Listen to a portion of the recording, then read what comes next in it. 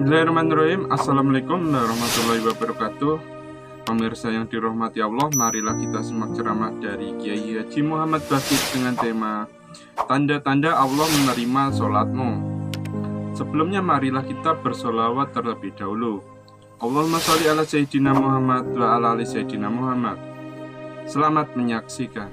Diriwayatkan dari Ibnu Abbas radhiyallahu anhuma bahwasanya ia berkata, Daud sallallahu alaihi wasallam dalam munajatnya berkata, wahai Tuhanku, siapakah orang yang tinggal di rumahmu, dan dari siapakah yang engkau terima salat itu?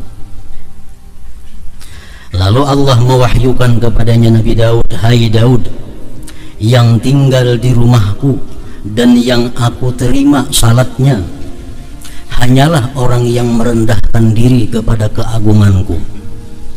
Ia lalui siangnya dengan ingat kepadaku, dan ia menahan nafsunya dari syahwat keinginan-keinginan karena aku. Ia memberi makan kepada orang yang lapar. Ia memberi tempat melindungi orang asing dalam perjalanan, dan menyayangi orang yang tertimpa bencana. Itulah orang yang cahayanya cemerlang di langit seperti matahari. Jika ia berdoa kepadaku, maka aku perkenankan, dan jika ia memohon kepadaku, maka aku memberinya.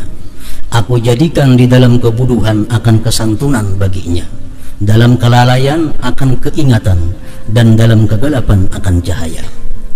Perumpamaannya di kalangan manusia adalah seperti Firdaus pada setinggi-tinggi surga, yang sungai-sungainya tidak kering dan buah-buahnya tidak berubah. Nah, jadi di dalam ini wahyu Allah kepada Nabi Daud ini, bahwa Allah Subhanahu wa ta'ala menerima sembahyang itu bukan hanya sekedar khusyuk seseorang, tetapi ada sangkut pautnya dengan kelakuan-kelakuannya di luar sembahyang.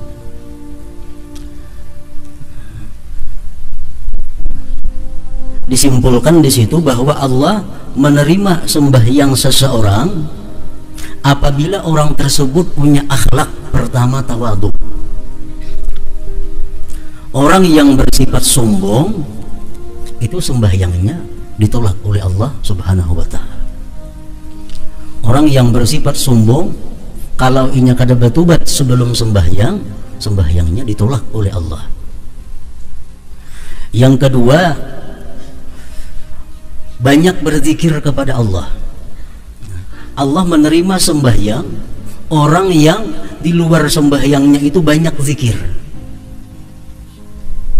Sebabnya apa? Dengan banyak zikir di luar sembahyang itu memudahkan dia untuk khusyuk kepada Allah. Karena sembahyang ini laksana sakaratul maut.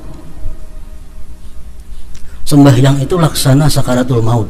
Sakaratul maut itu manusia hanya mengingat sesuatu yang sering diingatnya waktu dia sehat.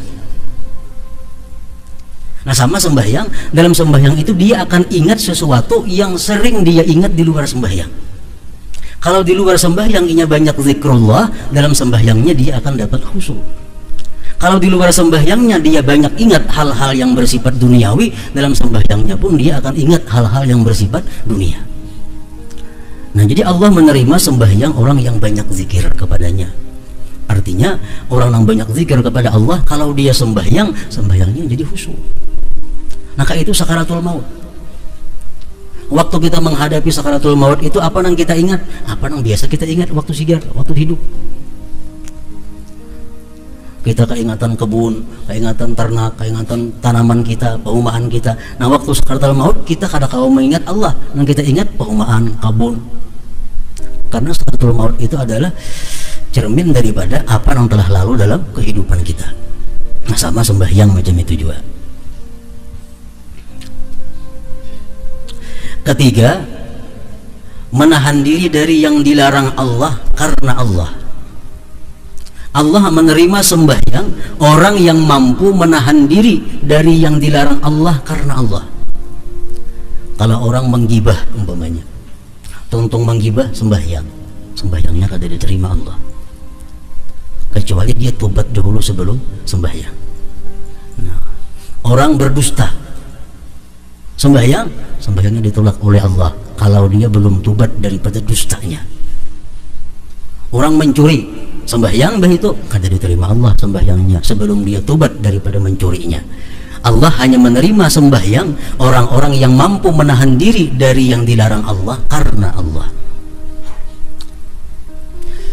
Manusia banyak yang bisa menahan diri dari yang dilarang Allah tapi bukan karena Allah. Nah, ini kada masuk. Amun aku melakukan maksiat ini, amun aku melakukan ini, aku bisa dipecat orang. Nah, ini kada karena Allah. Amun aku melakukan ini, aku akan jatuh martabatku di sisi manusia. Itu bukan karena Allah. Yang dimaksud ini adalah Allah menerima sembahyangnya orang yang mampu menahan diri dari yang dilarang Allah karena Allah. Yang keempat, Allah menerima sembahyangnya orang-orang yang suka membantu fakir miskin. Orang yang tiga membiarkan fakir miskin kesusahan, orang yang tiga membiarkan fakir miskin kelaparan, sembahyangnya ditolak oleh Allah.